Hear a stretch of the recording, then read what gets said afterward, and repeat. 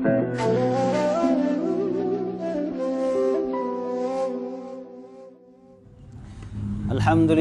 Rabbil Alamin. Wassalatu wassalamu ala ashrafil mursalin wa ala alihi wa sahbihi ajma'in. Alhamdulillah ikhwah fillah yang dirahmati Allah. Pada malam hari ini insyaallah kita akan melanjutkan bahasan tafsir kita di surah Al-Baqarah ayat 142 di potongan ayat Innallaha bin-nasi laraufur rahim. Innallaha bin-nasi laraufur rahim.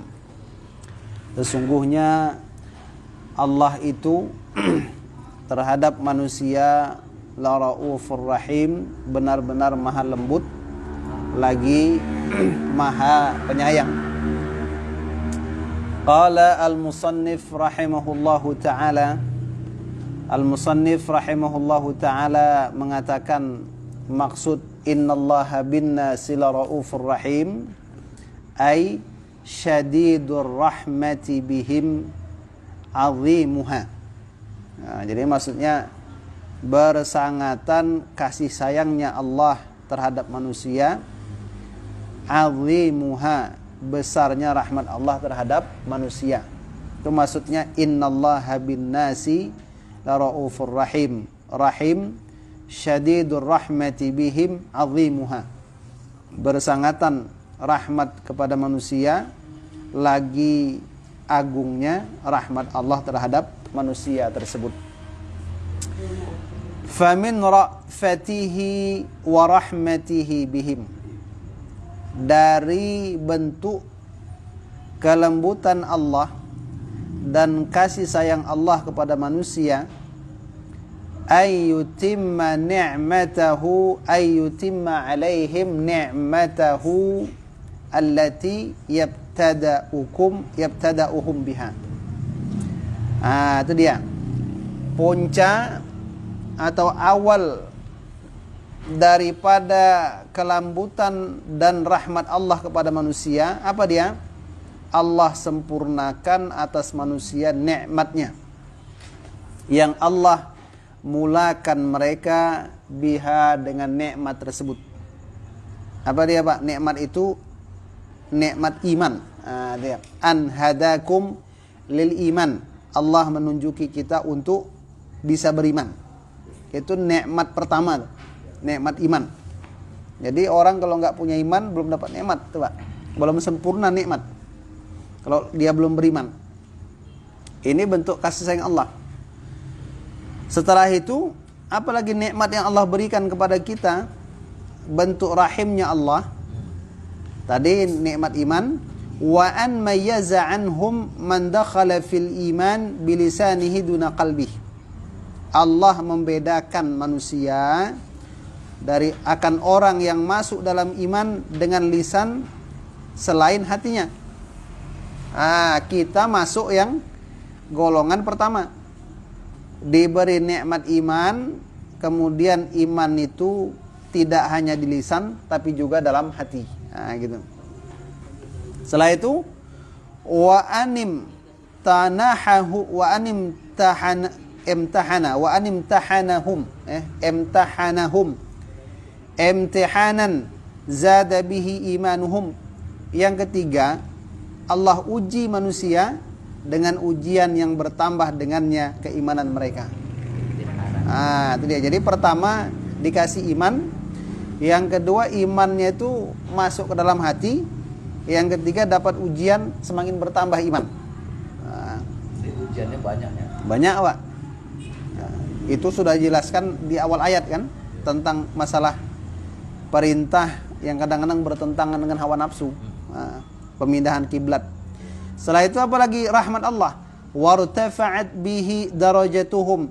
Lalu dengan ujian itu naik derajat kita. Sudah 4 tuh Pak. Yang kelima, wa an wajjahahum ila asyrafil buyut wa ajalliha. Allah arahkan kita manusia kepada semulia-mulia rumah dan seagung-agung rumah, yaitu Ka'bah. Ini berarti ada 6 kasih sayang dan kelembutan Allah kepada kita. Umat Islam diberi iman kita itu betul-betul dalam hati. Ada datang ujian semakin menambah iman, kemudian menaikkan derajat. Lalu Allah jadikan Ka'bah itu sebagai arah ibadah kita, di mana Ka'bah merupakan semulia-mulia tempat di permukaan bumi.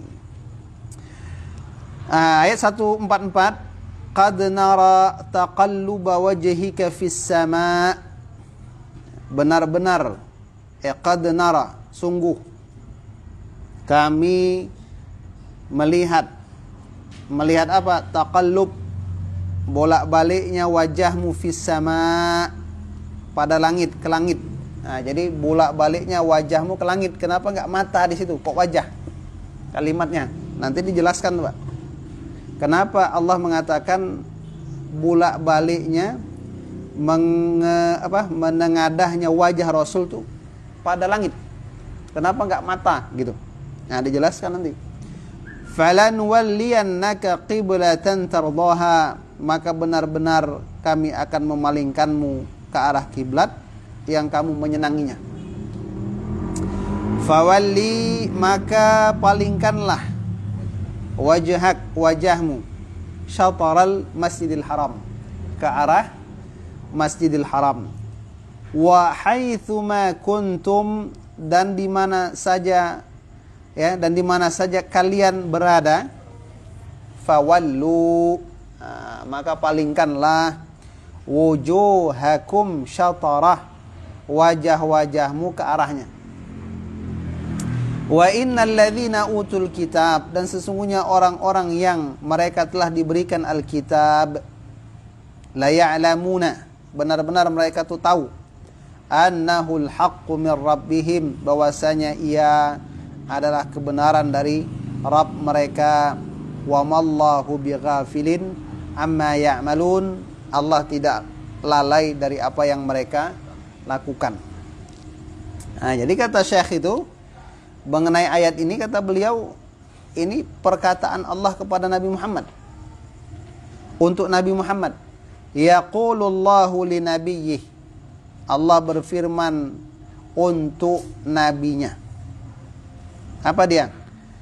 Qad nara taqalluba wajhika fis sama, kata Allah, kami lihat, kami benar-benar melihat bolak-baliknya wajahmu pada langit, ke langit. Maksudnya apa? Kathrata taraddudihi fi jami'i jihatihi, banyaknya bolak-balik wajah Rasul itu pada seluruh arah-arah langit. Jadi Rasul tuh nggak memandang ke satu arah, bolak-balik ke penjuru langit. Nah itu. Ini satu dalil ya. Kalau kita tuh berdoa, kita sunnah menghadap ke atas. Itu Pak, bukan Allah di atas, tapi kiblatnya di atas. Kiblat doa tuh di atas. Nah gitu. Sunnah. Iya. Nah, bukan berarti Allah di atas, enggak. Sunnahnya itu. Ya. Kalau yang di bawah cuman ada. Hah? Kalau yang di bawah sunnahnya di atas. Nah, apa ada dasar yang lain hadis ke bawah pula? enggak, dia ke atas. Kalau doa itu kiblatnya di atas. Nah, gitu. Itu hadisnya ada, gitu. Ketika kita selesai berwudu, siapa yang menghadapkan wajahnya ke langit, maka dia berdoa dibukakan 8 pintu surga. Nah, itu dia dalilnya. Salah satunya. Itu maksudnya kan menunjukkan bahwasanya keagungan ya. Iya. Keagungan ya. Orang minta sedekah kan begini, Pak. Iya, ya, Nggak mungkin begini kan? Bisa juga begini, tapi lebih bagus gini. Nah. Ekspresi lah. Nah. Tapi kata orang yang mengatakan Allah di arasy, nah itu dalilnya. Kita doa tuh ke atas. Gitu. Tapi jawaban kita itu kiblat. Kiblat doa ke atas. Orang sholat kiblatnya ke Ka'bah, tapi kan Allah nggak di sana. Nah, gitu. Itu dia. Syauqan, kenapa Rasul bolak-balik wajahnya tuh menghadap penjuru langit? Karena rindu, wantidharan, dan menunggu, linuzulil wahyi, bistiqbalil qiblah, untuk turunnya wahyu dengan perintah menghadap Ka'bah, menunggu. Nah, gitu. Jadi memohon, berharap. Ini juga bukti doa itu bisa dengan hati. Nah, gitu. Doa dalam hati. Nah, gitu. Wa qala, dan Allah berfirman, wajhik, wajahmu. Walam yaqul basarik, Allah enggak mengatakan matamu. Nah, gitu. Tapi wajah. Kenapa enggak mata gitu kan? Itu li ziyadati timamihi, untuk penambahan perhatian Rasul. Jadi ketika dikatakan wajah itu berarti Rasul itu memang betul-betul perhatian itu. Perhatiannya, harapannya itu memang betul, sungguh-sungguh. Nah, gitu. Maka dengan wajah. Jadi kalau kita berdoa yang menghadap ke atas itu mata, tapi muka itu enggak ke atas, beda dengan orang berdoa mukanya ke atas. Nah, perhatian tuh. Beda. Jadi beda deh kalau mata saja dengan wajah. Nah, gitu. Kalau wajah otomatis mata ikut. Ya. Tapi kalau mata Nah, dia perhatian itu, berarti betul-betul fokus, nah, gitu, perhatian. Dulu ada orang doa di apa? Di lapangan apa? Tawaf. Doakan Prabowo. menang sebetulnya. Sebenarnya menang. Oh ya.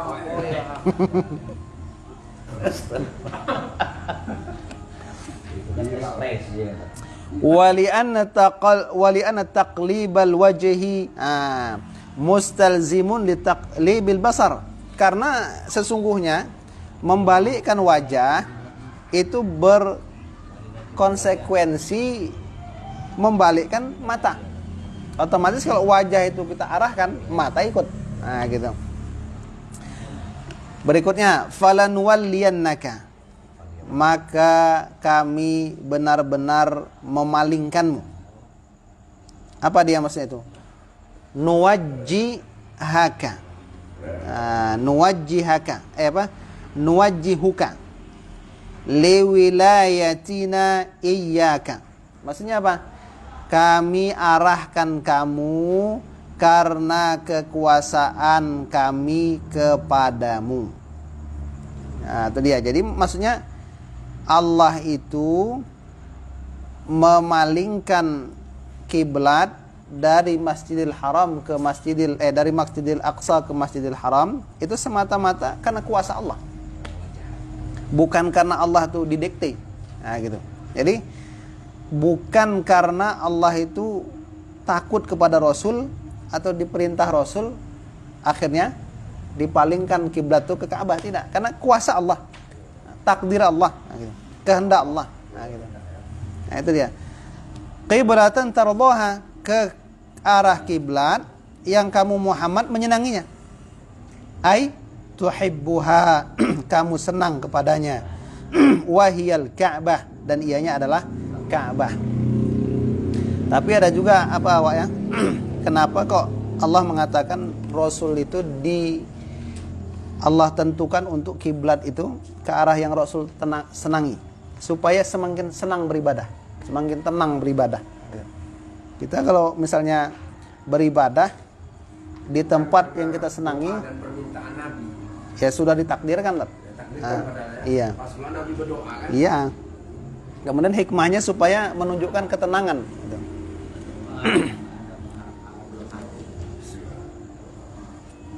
Makanya kan kita kalau sholat tuh, sholatlah dalam keadaan kita senang. Nah, contoh, jangan sholat ketika dalam keadaan susah, menahan mau buang air besar. Nah, gitu kan nggak tenang kita. Contoh, gitu. Sama makan ya. Iya, kalau lagi lapar, kebetulan makanan tiba-tiba datang, makan dulu. Nah, gitu. Waktu mengarahkan ke Baitul Maqdis, permintaan Nabi itu. Iya. Doa dia. Doa. Istilahnya kan sudah. Jadi intinya Allah itu menghadapkan itu karena hikmah dibalik senangnya Rasul ke situ. Nah, gitu. Kemudian juga Wa fi hadza bayanun li fadlihi wa syarafihi. Ini menjelaskan keutamaan Rasul dan kemuliaan Rasul. Nah, gitu. Kenapa? Kenapa menunjukkan ayat ini menunjukkan keutamaan Rasul dan kemuliaan Rasul? Haitsu innallaha ta'ala yusari'u fi ridahu, di mana Allah bersegera menakdirkan bersegera kepada keridhaan Rasul. Allah cepat mengabulkan apa yang Rasul inginkan. Berarti menunjukkan kemuliaan Nabi Muhammad sallallahu alaihi wasallam. Karena kalau orang sudah mulia, apa yang dimintanya langsung dikabulkan. Nah, gitu. Thumma, kemudian sarraha lahu bistiqbaliha. Allah jelaskan kepada Nabi dengan menghadapkan diri ke Ka'bah.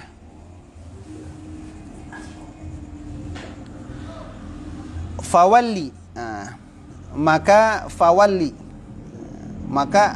palingkan, bukan wa'ali ya kan, tapi fawalli, palingkan. Wajhaka, wajahmu, syataral masjidil haram, ke arah masjidil haram. Itu ada kata al-wajhu, wal wajhu. Apa itu wajah?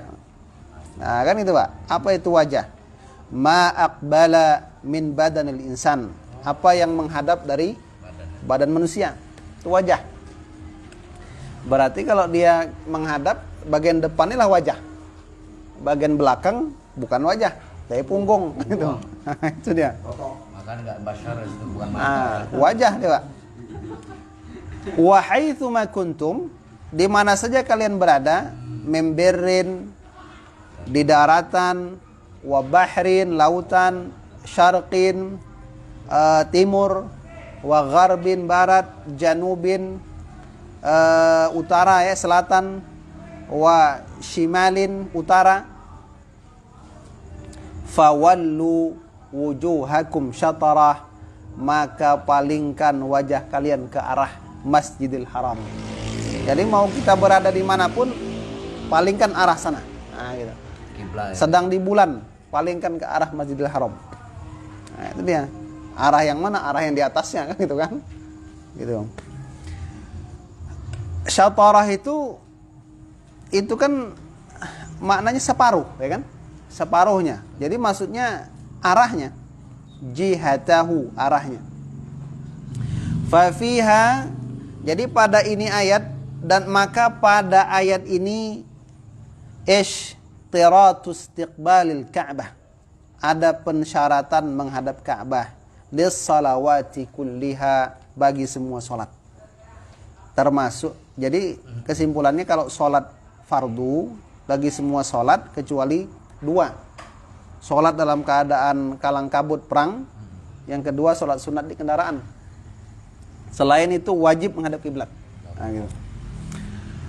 Bahkan di sini dikatakan fardhiha wa nafliha, pada fardunya dan sunatnya. Nah, ngadap Ka'bah. Wa annahu in amkana istiqbalu ainiha, dan bahwasanya ia keadaan jika memungkinkan menghadap bendanya Ka'bah. Jadi kalau memungkinkan kita menghadap benda Ka'bah, wajib sholat menghadap Ka'bahnya. Kalau kita betul memungkinkan, di Masjidil Haram memungkinkan, kita wajib. Kalau misalnya tidak sah. Kalau tak nampak, kalau nampak wajib, betul-betul pas tuh. Nah, gitu. Tapi wa illa, jika tidak memungkinkan, fayakfi syatruha wajihatuha, mencukupi arahnya saja. Nah, gitu. Wa anna, dan bahwasanya al-iltifata bil badan mubtilun lis-shalah. Ini hikmahnya juga. Berpaling dengan badan itu membatalkan sholat. Kalau berpaling wajah tidak, berpaling muka tak batal. Artinya membelakangi dia. Menyamping Pak, batal. Mau nyamping batal. Badan menyamping batal sholat. Ya ketika di ini kan, yang jelas. Ketika sholat enggak, ketika sholat. Maksudnya dalam sholat. Ya. Apapun. Misalnya kita sholat di rumah kan, ada orang ngetok pintu 10 kali kan, belok kita ke kiri. Nah, kita buka, batal salat Pak. Tapi kalau kita bergeser tetap arah kiblat nggak masalah. Gitu. Mundur ya. Nah, mundur, Buka pintu. buka pintu. Sah sholatnya. Tapi di gang lah tunggu sebentar. Nah, itu.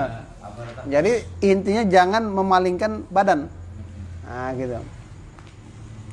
Kenapa batal? Nah, itu dia. Kemudian li'annal amru bisyai' nahyun an dhiddih. Karena perintah terhadap sesuatu itu larangan dari kebalikannya. Memerintahkan wajah menghadap Ka'bah, larangan berpaling dari Ka'bah ketika sholat. Nah, gitu. Walamma dzakara ta'ala, dan tatkala Allah Subhanahu wa taala menyebutkan fima taqaddam, pada apa yang sudah lewat, al-mu'taridina 'ala dzalika min ahlil kitabi wa ghairihim, orang menyebutkan orang-orang yang protes tentang pemindahan Ka'bah itu kiblat dari ahlul kitab dan selain mereka. Wa dzakara jawabahum, dan Allah sebutkan juga bagaimana jawaban terhadap mereka. Dzakara huna anna ahlal kitabi wal ilmi minhum ya'lamuna anna fi dzalika ala haqqin wa amrin. Sebenarnya mereka tuh tahu, Allah sebutkan ahlul kitab tuh, orang-orang berilmu dari ahlul kitab tuh, mereka tuh tahu bahwasanya kamu wahai Muhammad pada masalah Ka'bah itu berada di atas jalan kebenaran dan perintah Allah. Kenapa? Dalam kitab itu sudah jelaskan, dalam kitab mereka, bahwasanya Nabi akhir zaman itu nanti kiblat mereka ke arah Ka'bah. Kiblatnya ke Ka'bah, udah tahu. Nah, gitu. Lima yajidunahu fi kutubihim, karena apa yang mereka dapati ianya dalam kitab mereka. Nah, dalam kitab mereka sudah dijelaskan betul-betul. Makanya disebutkan dalam surah Al-Baqarah itu, alladzina atainahumul kitaba ya'rifunahu kama ya'rifuna abna'ahum. Nah, itu dia jelas. Jelas-jelasnya. Faya'tariduna inadan wa baghyan. Mereka protes. Kenapa protes mereka? Karena inadan, pembangkangan dan zalim. Jadi bukan karena nggak tahu protesnya, karena membangkang. Mada. Fa idza kanu ya'lamuna bi khati'atihim, ya, bi khati'atihim. Bi khati'atihim, ya. Apabila mereka tuh tahu dengan kesalahan mereka, fala tubalu bidzalik, maka kamu enggak usah memperdulikan dengan hal tersebut. Enggak usah diopeni mereka tuh. Nah, gitu. Fa innal insan, sesungguhnya manusia, innama yaghummuhu i'tiradu man i'tarada alaih. Kenapa kata Allah enggak usah openi mereka? Soalnya mereka sudah tahu kalau kamu benar. Jadi enggak usah diopeni. Kenapa kata Syekh, manusia itu hanyalah yaghummuhu, membuatnya susah, sedih. Apa? I'tiradu man i'tarada alaih. Protes dari orang yang protes atasnya. Idza kana al-amru mushtabihan, kalau perkara yang diprotes itu samar. Jadi kalau misalnya kita buat satu keputusan, ada orang protes, kadang-kadang kita galau dengan protesnya orang itu. Kenapa? Kita nggak tahu punya kita benar atau salah, kan itu. Nah, kalau masalah Ka'bah ini udah jelas. Allah memberitahu ahlul kitab itu yakin itu benar. Jadi mereka protes nggak usah dihiraukan lagi.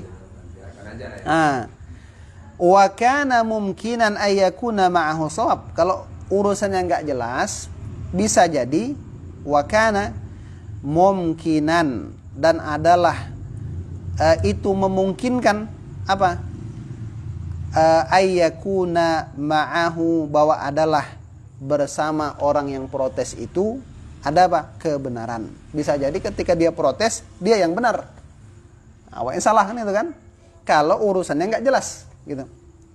Fa amma idza tayaqqana anna shawab, adapun apabila manusia itu yakin bahwasanya kebenaran itu kebenaran wal haq, kebenaran dan as-shawab itu posisi benar, wal haq dan kebenaran, ma'al mu'taradi alaih, bersama dengan yang diprotes atasnya. Jadi kalau kita tuh yakin orang yang protes, ya sesuatu yang diprotes itulah yang benar, gitu. Bukan sesuatu yang diprotes itu bisa benar bisa salah, beda ya. Jadi kalau orang tuh yakin ketika dia diprotes, dia itu berada dalam kebenaran, nah, gitu. Yang diprotes. Wa annal mu'tarid mu'anid, dan dia yakin orang yang memprotes itu adalah orang yang menentang. Nah, kalau dia yakin. Arifun bibutlani qaulih, dan dia itu arifun wa anal mu'tarid, orang yang memprotes itu tadi menentang. Orang yang memprotes itu arifun, tahu dengan batalnya ucapan dia yang memprotes tadi. Kalau seperti ini kondisinya, fa innahu la mahalla lil mubalah, tidak ada tempat untuk memperdulikan protesnya tersebut. Nah, jadi kalau memang udah jelas Rasul itu sudah diberitahu Allah benar, Ahlul Kitab itu sudah tahu Allah itu akan memalingkan kiblat umat Islam itu ke Ka'bah. Mereka protes, ya nggak usah diopeni, nah, gitu. Kenapa? Mereka tuh sudah tahu Rasul itu benar, nah, gitu. Nah, itu dia hikmahnya. Bal bahkan yuntazar, ditunggu. Bil mu'tarid, dengan orang yang memprotes, apa? Al-uqubatud dunyawiyyah wal ukhrawiyah. Tunggu saja hukuman dunia dan akhirat. Falihada, oleh karena itu, oleh karena apa yang disebutkan di atas tadi, tentang hakikat menentangnya Ahlul Kitab di atas ilmu mereka, qala ta'ala, Allah mengatakan, wa mallahu bighafilin amma ya'malun, Allah tidak lalai dari apa yang mereka lakukan. Allah enggak pernah lalai, gitu kan? Bal yahfazu alaihim a'malahum, bahkan Allah akan menjaga atas mereka amal-amal mereka. Wa yujazihim 'alaiha, membalasi mereka atas amal-amal mereka. Wa fiha, dan pada ayat ini, wa'idun lil mu'taridin, ada berita ancaman untuk orang-orang yang protes terhadap kebenaran. Wa tasliyatun lil mu'minin, dan hiburan untuk orang-orang yang beriman. Nah, itu dia. Jadi intinya hikmahnya, kaidah yang disampaikan Syekh, bagaimana kita menyikapi orang yang protes. Nah, itu dia. Jadi poin A, poin B sudah dijelaskan kepada kita.